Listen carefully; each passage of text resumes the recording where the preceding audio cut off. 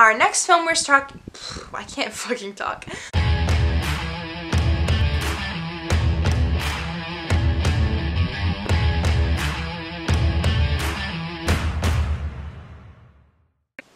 Hello everyone, and welcome back to my Cinema of the Month thing.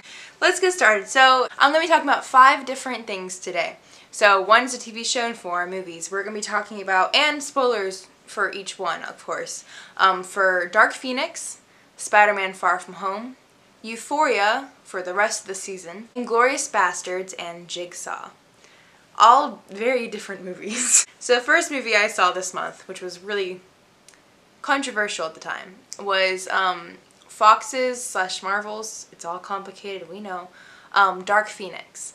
So Dark Phoenix is a movie about the Dark Phoenix saga that was a big thing in the comic books with the character of Jean Grey and the X-Men side of things. I honestly didn't hate the film that much, because I don't know, I never read the comic books on that. I literally own like 2 comic books and they're about DC characters. So I am not very knowledgeable about the Marvel characters. But we're going to go through the ups and downs of the movies. So we're going to start, of course, with the positives, because we always got to stay positive in every movie you see, because no movie is 100% bad. It isn't. Even you stupid fanboys out there, you know no movie is 100% bad. Right? Ups. Number 1 up thing for Dark Phoenix that has going for it is its cinematography. The cinematography in this film is so beautiful. There's one shot in the trailers that's shown over and over again, which I'll show in just a second, of Sophie Turner's face getting like the little force kind of like going on her face like that. And it's such a gorgeous shot and I love it. And just like the space times whenever she like absorbs the Dark Phoenix power or whatever is so pretty. So like just the general cinematography. So whoever that cinematographer is, I'll put their name right here. They did a good job. Now the downs. Okay, so here's the thing people were looking for. So the plot of it is kind of incomplete.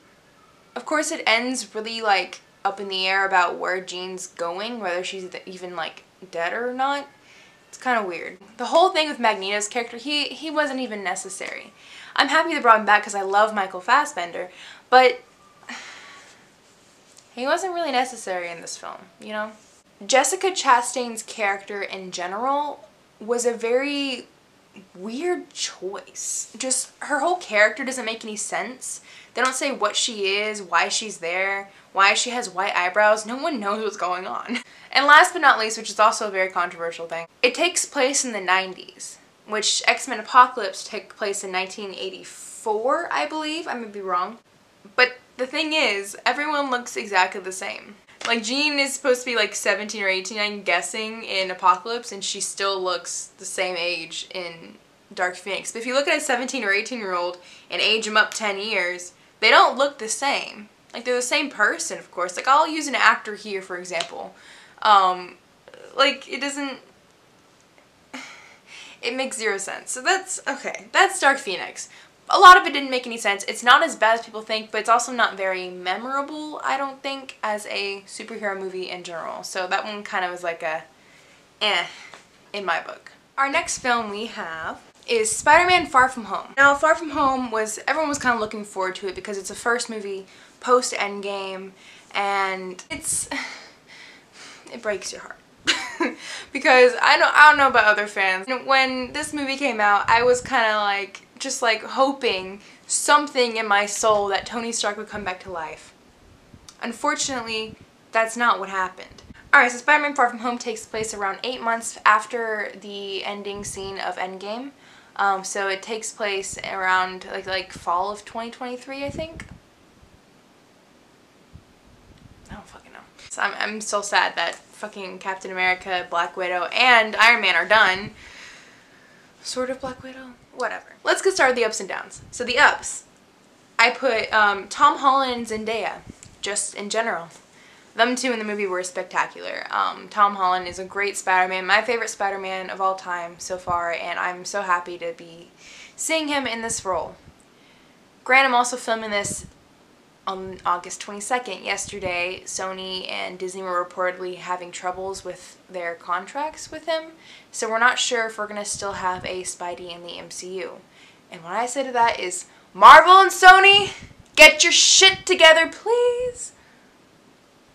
Thank you. Mysterio's plot twist.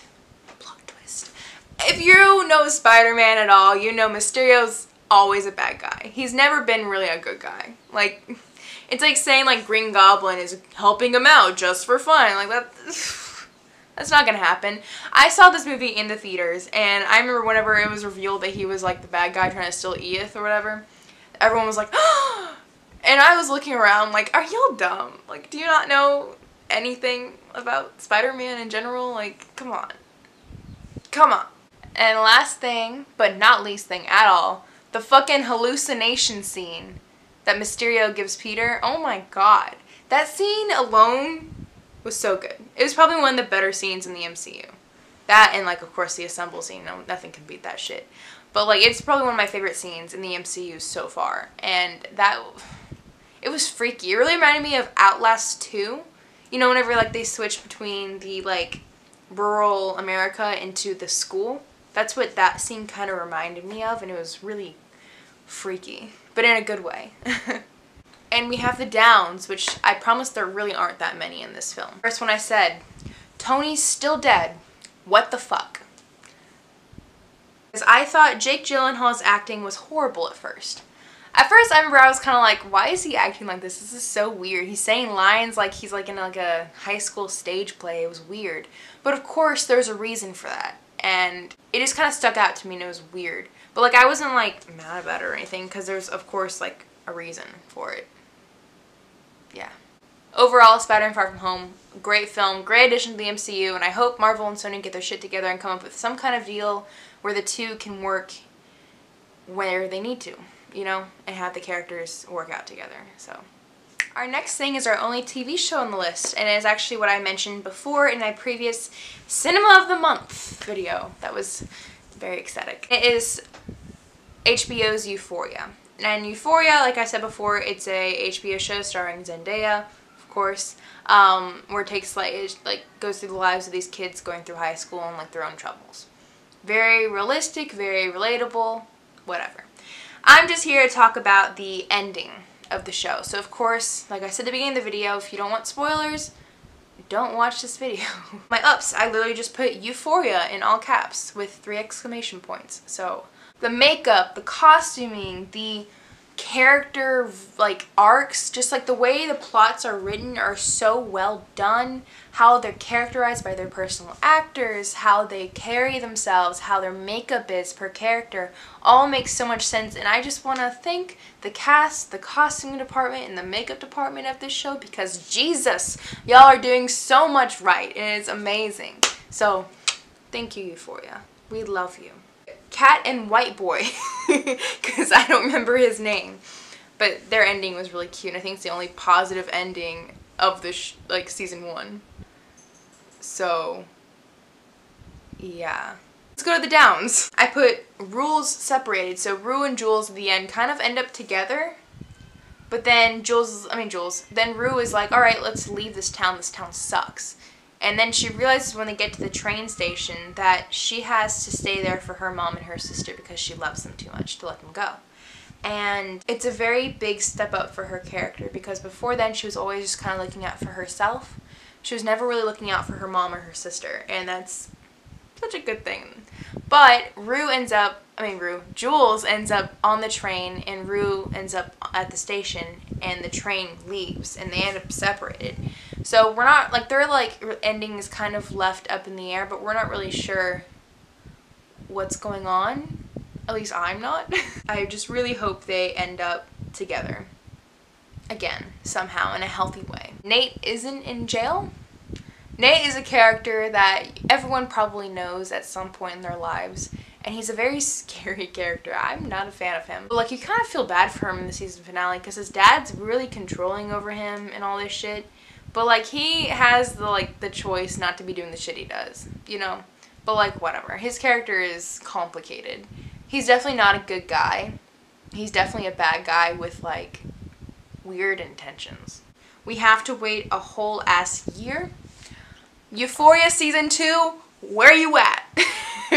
Our next film we're talking about is going to be Inglourious Basterds from Quentin Tarantino in 2009. So Inglourious Basterds is a Quentin Tarantino movie, which you already know is going to be stylized as hell, fun as hell, whatever. And it takes place during World War II and is the story of 4 different characters, I think, basically trying to stop the Nazis.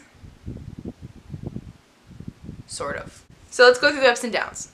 So the ups, of course, just Quentin Tarantino in general, his films are always amazing. He has a really nice eye on his cinematography and the way his plots are written, the way his characters are, and just overall, it's just, I love his filmmaking, and I wish more directors kind of like, not did his style, but took risks like him, you know, and kind of made their own thing, which a lot do, and I love those kind of films. The interwoven plots. So every single character has to do with each other in some little way, shape, or form, and we're not really sure how until you kind of get to like halfway into the movie and you're like, oh, that makes sense, because things are kind of laid out for you.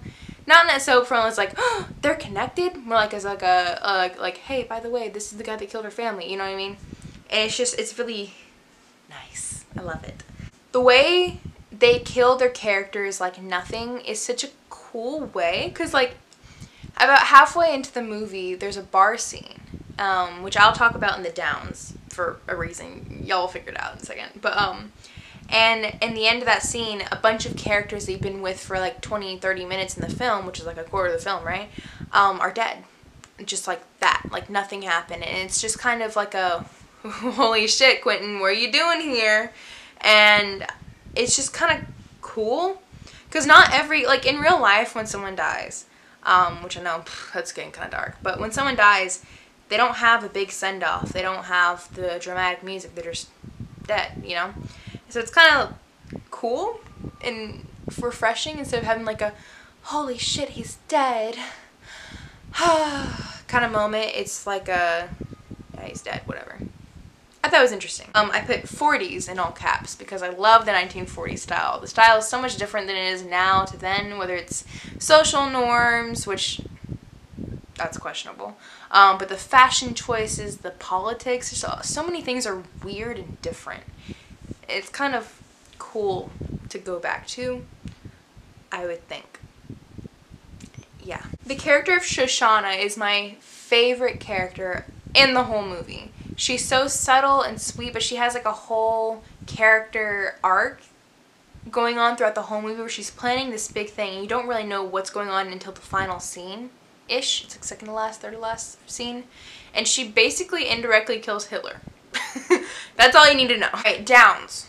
The only downs I have is, in all caps, they killed Michael Fassbender. What the fuck?